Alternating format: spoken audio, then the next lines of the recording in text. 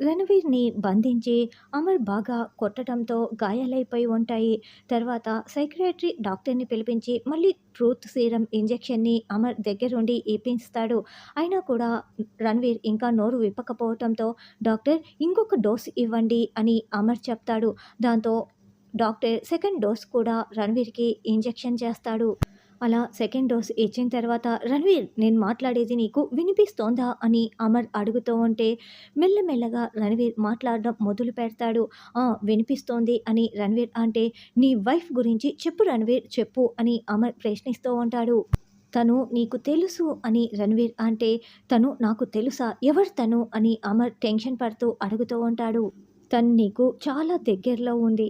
తను నీకు బాగా పరిచయం ఉంది" అని రణవీర్ చెప్తుంటే అమర్ చాలా షాకింగ్‌గా వింటూ ఉంటాడు. "నాకు చాలామంది తెలుసు. వాళ్ళలో నీ వైఫ్ ఎవరు? తన పేరేంటి?" అని అమర్ నిలదీస్తూ ఉంటాడు. తన పేరు" అని రణవీర్ నసుగుతూ ఉంటారు. "చెప్పరా తన పేరు మనోహరి" అని రాథోడ్ మనసులో అనుకుంటూ ఉంటాడు. ఇక రణవీర్ ఏదో పేరు కూడా చెప్పినట్లు మనకు సైలెంట్‌గా మ్యూజిక్‌తో చూపిస్తూ ఉంటారు. అమర్ షాకింగ్‌గా వింటూ ఉంటాడు.